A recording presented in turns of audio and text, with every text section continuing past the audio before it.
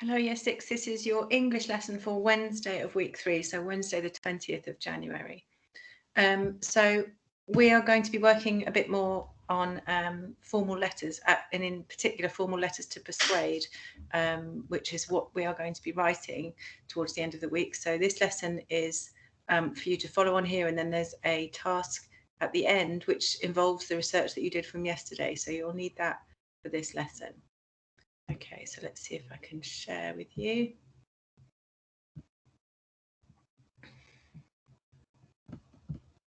Okay, so here we are. So we are looking at the features of formal letters today. So these letters are particular to persuasive letters, because obviously we're going to write to someone that we want to change something about the way they do things in their company or their business. So there are certain features that you will find in these types of letters, formal letters to persuade, and they are listed on the left-hand side here. So they make a really good mnemonic, because we're actually talking about rainforest, and the mnemonic is forest. So the first one is fact. So you need to include factual evidence in your letter. There also needs to be opinion. So what you think, your thoughts on the matter. A rhetorical question. I don't know if any of you remember what a rhetorical question is. Teachers use them quite a lot, and parents. Things like, what do you think you're doing? And is that really a good idea?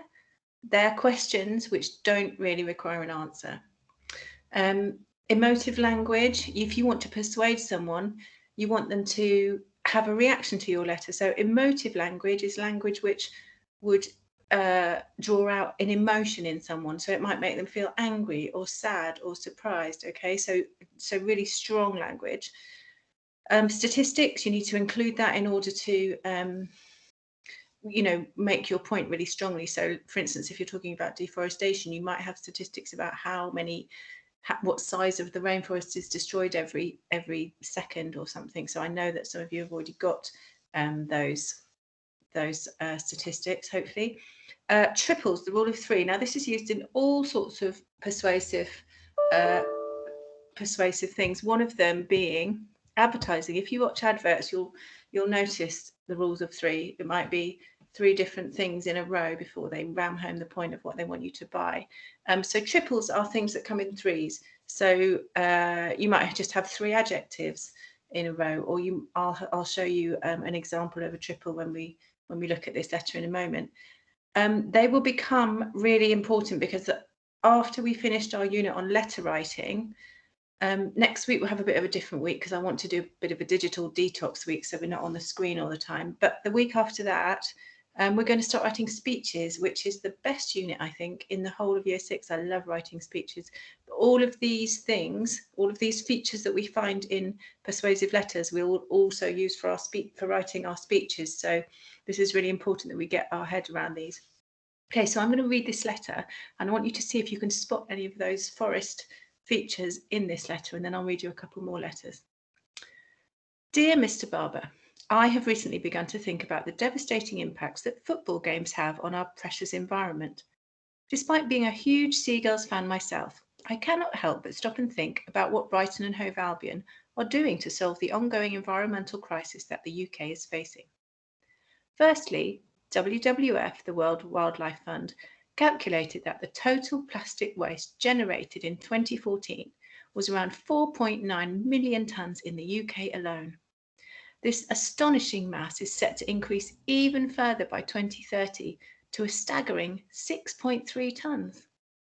Obviously, your wonderful organisation is not responsible for all of that plastic pollution. However, on match days, with so many supporters travelling to support our brilliant team, there must be plastic waste generated. This plastic waste could be from plastic cups, plastic wrappings from food sold, plastic products that your company makes, such as a 10-pack of Brighton and Hove Albion Football Club balloons you currently sell in your shop as Match Day Essential. Secondly, after this waste has been produced, precisely what do you do with all this mountainous waste? That should say do, not so, by the way. Widely reported in BBC's War on Waste, there is strong evidence that most of the pointless plastics provided for recycling do not end up in landfill but are flown to other countries. After arriving in these countries, the plastic is often left in the heat of the sun, decaying, and begins to leach into water supplies. Is this what you would like your sensational seagulls linked with? Now, we haven't got the rest of that letter, the sort of closing paragraph saying what they would like Brighton and Hove Albion to do as a response. But I want you to stop the video and have a look at those features and see if you can find them. Read the letter again if you need to. We'll come back to it at the end of this video just to go over the answers. Okay, so pause the video and see if you can spot those features. And we'll go on to the next slide. Now, these letters may not have all of those features, but I just want you to get into the mindset of formal letter writing and how they work. So there's a couple of letters for you to look at. First one is from a pupil at Spring Primary School in London. So it says, "Dear Mr. Smith, having been a pupil at Spring Primary School for the last 7 years, I feel it is now my duty to relate to you the feelings of your students towards wearing a school uniform. It has long been felt by myself and my peers that wearing a school uniform is an outdated and impractical notion, which we no longer feel is necessary. By writing this letter, I hope to convince you that this is the case and begin negotiations on changing this rule." So the writer of this letter has set out what the letter is about in his opening paragraph. "My reasons for not wearing uniform are as follows," and then he makes a few points. "To begin with, a recent survey conducted by the school council identified that an overwhelming majority of 79% of pupils would prefer to wear their own clothes to school." There we've got fact and we've got statistics. "As a head teacher, it is your duty to listen to and consider any opinions of your students and to negotiate with them. As the school council are an elected body of students from all the classes in the school, it is important that you take heed of any information they discover about the wants and needs of the pupils." Lots of formal language used there. "Secondly," and he makes his second point, "myself and my peers feel more comfortable and at ease in our own clothes. This is important, as the more comfortable we feel, the better we're able to concentrate on the work we are doing." Now, that's more likely to be opinion than fact. "If we're constantly fiddling with stiff collars, itchy trousers, and uncomfortable shoes, this distracts us from the task in hand. Moreover, this distracts us from learning. Therefore, wearing our own clothes would improve and lengthen our learning time and ultimately impact and improve our achievement in school. The school's position on league tables would rocket, and Ofsted would see that the leaders and teachers in school are working hard and getting results. Finally," so he makes one more point, "our parents would also benefit from the move to not wearing school uniform. Gone will be the excuses of not wearing uniform as our parents did not get it washed in time. Wearing our own clothes would mean there would be no lack of options. Parents would no longer have the mad Sunday rush," there's the emotive language there, "of getting our uniforms washed and ironed in time for Monday. It would also reduce the amount that our parents have to pay towards clothing us. Good quality school uniform that lasts does not come cheap. Indeed, the money saved could be put towards school fund to buy new books or stationery resources for our home, so we are able to effectively complete our homework." As you can see, now this is the wrap-up paragraph, the end to sort of say what he wants done about it. As you can see, there are compelling arguments as to why the children of Spring Primary School should be able to abandon their uniforms in favour of more cost-effective, practical and achievement-boosting home clothes. Please consider the points I have raised in this letter carefully. My fellow students and I look forward to hearing your response. Now that's important, that bit at the end that asks for a response, because you need to ask them to get back to you. You might want to even make that even stronger when you write your letters and give them a sort of time scale. I expect to hear from you within the next 7 or 14 days or something. Okay, this is just an example letter. It's not actually a real letter, but I thought this gives you, it's also American, so you can see that underlining of neighbourhood is because we would put a U in there after the O of neighbourhood. Okay, so dear Mr. Benningham, I am a resident of the neighbourhood of Birdsong Hills on the outskirts of Wilmington, near the newly completed extension of Highway 14. I am writing with some concerns my fellow residents and I have regarding the high number of trucks that travel this route. So again, the opening paragraph tells them why you're writing. We have seen a tremendous increase in truck traffic since the newly completed highway opened, and with it there has been an increase in the deterioration of the existing surfaces, presumably due to the weight of the heavy trucks. In addition, the noise of the trucks that travel through the area late at night has become quite a nuisance to area residents. Another concern is the increased potential for exposure to dangerous goods in the event of an accident involving a truck that might be transporting them. So they've given quite a few reasons in that middle paragraph. In my opinion, a logical solution to all of these problems would be the establishment of a truck route that would send these vehicles through the more industrial and less populated Highway 79 area. If needed, I can provide testimonials or petitions from fellow residents. Please also let me know if there is any other way in which I can be of assistance. I will call your office in the next 2 weeks to follow up and see what consideration has been given to this request. Sincerely, and the name would be at the bottom.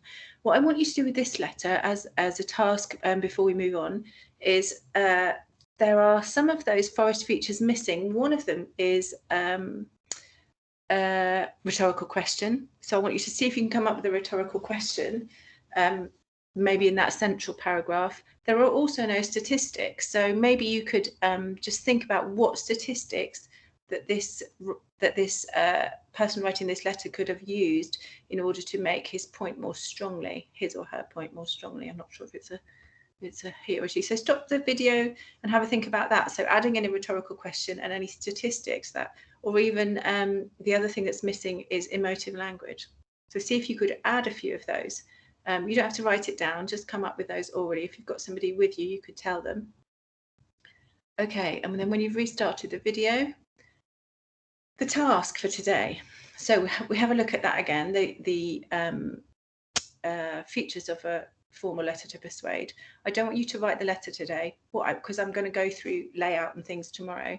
What I want you to do, really concentrate on today, is these features. So what I'd like you to do is have a look at your research that you've done yesterday. If you feel you need more, please do some more research. And you need to, for each of these things, pick one, get one ready for your letter. So it's not going to just be a fact. Your letter should be very factual. So as many facts that you can include that would persuade whoever you are writing to that they need to change their working pattern or whatever they're doing. Opinion, what you think. You need to have an opinion. Maybe write a sentence about what you think. Think of a rhetorical question that would help emphasize your points. Emotive language, think of some really, a lot, words like devastating, I don't know, global impact, all of those sorts of things which would make your point really strong. Statistics, that's really important. You need to have some statistics, not just statistics, obviously. So get some statistics ready. I've just noticed a spelling mistake there. I don't know if you noticed that. It does got an extra I in there somewhere. I'll have to correct that. And triples, rule of three. Now, look a little bit more into the rule of three. If you Google it, you'll find lots more examples, better ones than we've got here for you. So what I'm just going to do now is go back to that slide that we had at the beginning. And let's see if we can identify if you'd identified these. So fact. Now, one of the facts I thought was about the 10-pack of Brighton and Hove Albion Football Club balloons you currently sell in your shop as Matchday Essential. That's quite a good fact that they've added that in as an example. Opinion. So let's have a look. I cannot help but stop and think about what Brighton and Hove are doing. I have recently begun to think about the devastating impact. So it's about what the person thinks, and that's not fact, that's opinion. Did you spot the rhetorical question? It's right at the end. Is this what you would like your sensational seagulls linked with? Emotive language, we've got astonishing mass is set to increase even further. Wonderful organisation. Let's have a look.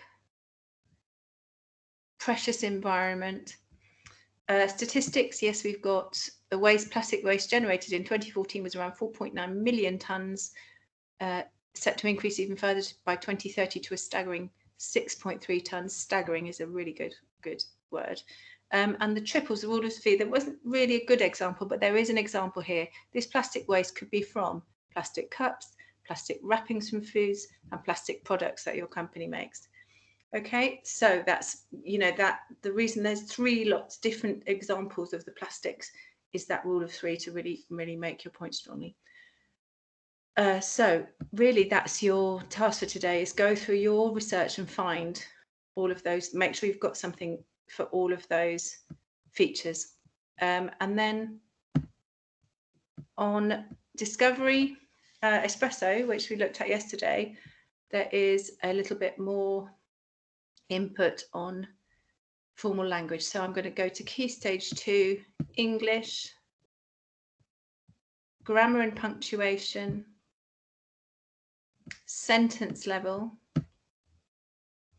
And if you go down the page, right to the bottom, using informal and formal sentence structures. And if you go in there, there's quite a good, the videos are quite short. That one's about 6 minutes. I'm not going to play it for you. I'd like you to play it yourself. There's a video, and then there is a quiz and a quiz plus. You don't need to do the activity. Okay, let's just stop that.